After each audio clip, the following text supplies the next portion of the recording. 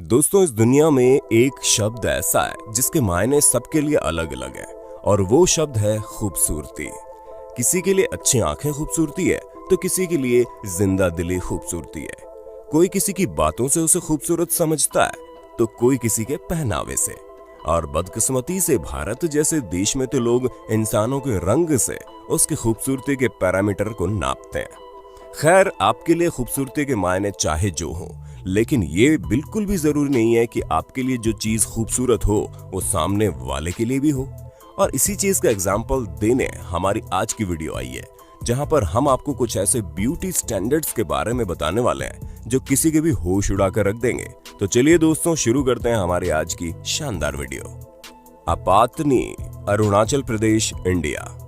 आज जब हम बिल्कुल अलग तरह की खूबसूरती की बात कर रहे हैं तो ये बात तो पक्की है कि इसमें भारत का नाम आना ही है। ऐसे में चलिए हम भारत के अरुणाचल प्रदेश में मौजूद आपातनी नाम के कबीले के लोगों से आपको मिलवाते हैं, जहां पर महिलाओं के लिए खूबसूरती का मतलब कुछ और ही है। क्योंकि आज के समय में जहां लड़कियां अपनी नाक में हल्का सा छेद करवाने को भी ओल्ड फैशन कहती हैं, वहीं इस ट्राइब की महिलाएं अपनी नाक के दोनों साइड में बड़ा सा होल करके उसमें नोज प्लग्स पहनती है और उनके साथ ही उनके माथे पर एक टैटू बनाया जाता है जो कि एक लंबी सी लाइन होती है। और इस तरह के शानदार कॉम्बिनेशन के साथ ये आसपास के सभी कबीलों से बिल्कुल अलग और खूबसूरत दिखती है। नोज जॉब्स, ईरान। अगर आपका ध्यान भारत के आपातनी कबीले की महिलाओं से हट गया हो तो जरा आप ईरान में रहने वाले लोगों की नाक के बारे में सुन लीजिए, जहां दुनिया में सबसे ज्यादा नोज सर्जरी करवाई जाती है। क्योंकि यहाँ की महिलाओं का ऐसा मानना है कि उनकी नाक परफेक्ट दिखनी चाहिए, जो उनके अच्छे व्यक्तित्व को दर्शाता है। और हाँ, ऐसा सिर्फ महिलाओं का मानना नहीं है, बल्कि यहाँ के पुरुष भी अपनी नाक की सर्जरी करवाते हैं, क्योंकि वो भी यही मानते हैं कि अगर आपकी नाक का शेप सही रहेगा तो आपके पास धन और समृद्धि के रास्ते बढ़ जाएंगे। ऐसे में आप ईरान में अगर जाएंगे तो अधिकतर लोगों की नाक में पट्टी बंधी हुई आपको मिल जाएगी, जिससे साफ पता चलता है कि वहां पर उन्होंने सर्जरी करवाई है। अब ईरान के लोग चाहे जो माने, पर हमें तो नहीं लगता कि केवल नाक का अच्छा शेप ही धन और समृद्धि का रास्ता बना सकता है। क्यों दोस्तों, सही कहा ना हमने। ऑर्चिड्स रेड पीस्ट, हिम्बा, नामीबिया। आज के समय में जहां रेसिज्म के ऊपर हर तरह के एक्शन लिए जा रहे हैं ताकि लोग रंग भेद करना छोड़ दें, ऐसे में अब तो ब्लैक को भी ब्यूटी माना जा रहा है। और माना क्या जा रहा है दोस्तों, रंग से तो वैसे भी कोई फर्क नहीं पड़ता, वो काला हो या गोरा। पर तब क्या हो जब किसी का कलर ना काला हो ना ही गोरा, बल्कि लाल हो। जी हाँ दोस्तों, अफ्रीका में रहने वाला हिम्बा ट्राइब्स के लोगों को देखकर हमें पूरा यकीन है कि आप भी हमारी तरह हैरान हो जाएंगे। क्योंकि दोस्तों, इस ट्राइब के लोग एक ऑर्चिड्स नाम के रेड पेस्ट को बनाकर तैयार करते हैं, जिसे अपने बालों और पूरे शरीर में लगाते हैं। ऐसा मानना है कि ये रेड पेस्ट एक क्लीजिंग एजेंट की तरह काम करता है, जो इन्हें सूरज की रोशनी से प्रोटेक्ट करके रखता है। इसे बनाने का तरीका बिल्कुल अलग है, जहां मिट्टी और उसके साथ कई सारी चीजें मिलाकर इसे तैयार किया जाता है। और जो महिलाएं इसे कैरी करती हैं, उनमें एक अलग ही खूबसूरती दिखाई देती है। याएबा, जहां एक तरफ लाखों करोड़ों लोग डेंटिस्ट की मोटी मोटी फीस देकर अपने दांतों को ठीक करवाते हैं ताकि वो एक बेहतर स्माइल पा सके, वहीं जापान में एक अलग ही ट्रेंड चलता है, जहां लड़कियां अपने आगे के दांतों को ऊपर उठाकर नुकीला बनाने की शौकीन है, ठीक वैसे ही जैसे वैम्पायर्स के दांत होते हैं। अब आप बोलेंगे, ये भला किस तरह की खूबसूरती हुई? तो दोस्तों, हम आपको बता दें, इस कॉन्सेप्ट को याएबा के नाम से जाना जाता है, जहां इस तरह के दांतों को ये लोग काफी क्यूट समझते हैं। और ऐसा होने के पीछे की जो वजह है वो सिर्फ इतनी है कि जापान के लोग नेचुरल ब्यूटी पर ज्यादा फोकस करते हैं और इसीलिए इन्हें परफेक्शन जैसी चीजें काफी दिखावटी लगती हैं। अब जो भी हो, हमें तो जापान की थिंकिंग काफी पसंद आई है, जहां वो लोग अच्छे खासे दांतों को भी खराब करने में तुले हुए हैं, सिर्फ और सिर्फ इसलिए ताकि वो नॉर्मल लग सकें। Lip plates, Ethiopia.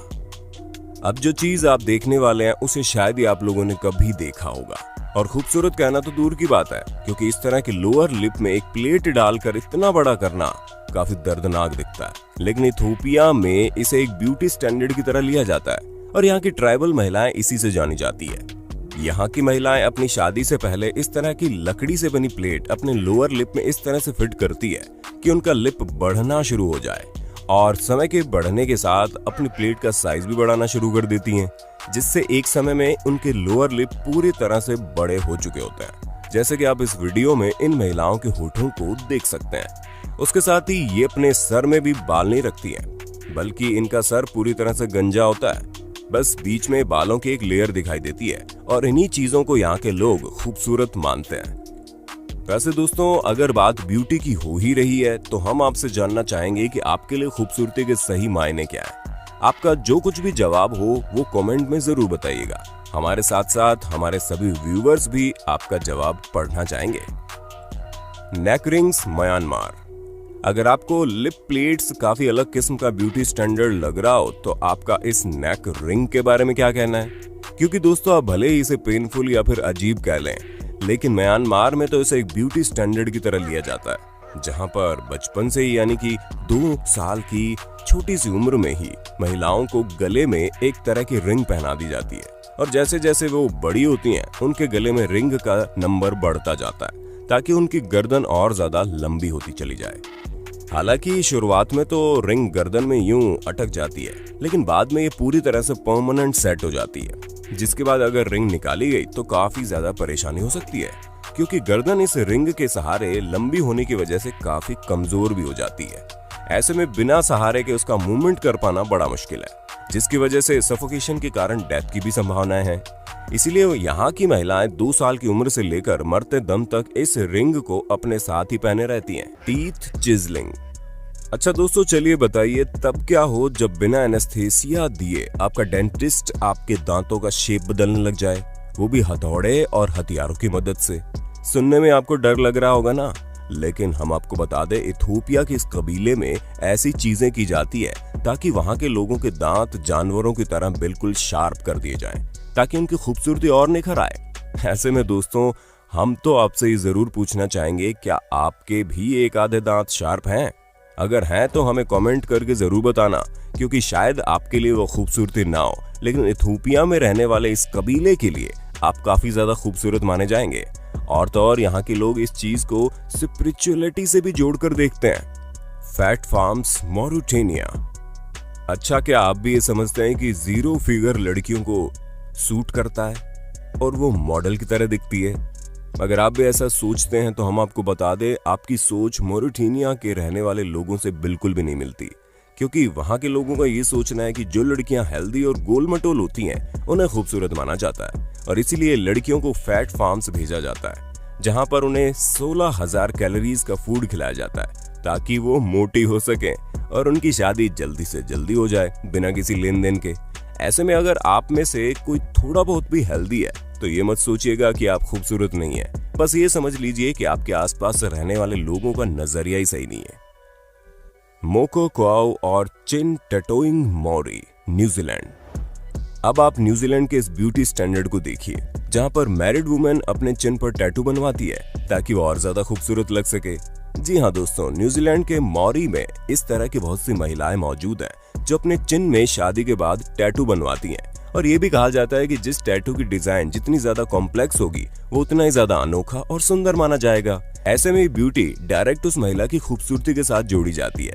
और हम आपको बता दें, इस तरह चिन में टैटू बनवाना सिर्फ कॉस्मेटिक नहीं है बल्कि स्पिरिचुअल भी है, जहां पर इस टैटू को ये लोग अपनी असली आइडेंटिटी के तौर पर लेते हैं। सबसे ज्यादा हैरान करने वाली बात तो ये है कि इस टैटू को बनाने के लिए ये लोग नेचुरल टूल्स और डाई का इस्तेमाल करते हैं, जिसमें बहुत ज्यादा दर्द होता है।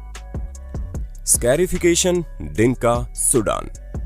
दोस्तों, आप सूडान के इस रिचुअल के बारे में सुनकर वाकई हैरान हो जाएंगे, और शायद ही कभी कोई इस चीज को खूबसूरती मान सकता है, क्योंकि भले ही सूडान के लोगों के लिए ये रिचुअल उनकी खूबसूरती का एक हिस्सा है, पर हमें तो नहीं लगता कि इतना दर्द सहने के बाद कोई नेचुरल तरीके से खूबसूरत होता होगा। क्योंकि दोस्तों, यहाँ पर स्कैरिफिकेशन के जरिए किसी भी नुकीली चीज जैसे कि ब्लेड या फिर लोहे के नुकीले हिस्से से बॉडी में स्कार्स बनाए जाते हैं, और ये अधिकतर टीनेज के समय में लड़कियों और लड़कों के शरीर में बनाए जाते हैं, जिसके बारे में ये कहा जाता है कि इस तरह के स्कार्स बनाते समय इंसान रो भी नहीं सकता, क्योंकि उसे बुज़दिली की निशानी माना जाता है।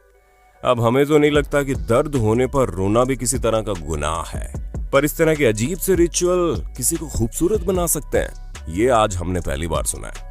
तो दोस्तों, आज के लिए बस इतना। उम्मीद है आपको हमारी वीडियो पसंद आई होगी। अगर हाँ, तो इस वीडियो के बारे में कमेंट जरूर कीजिएगा।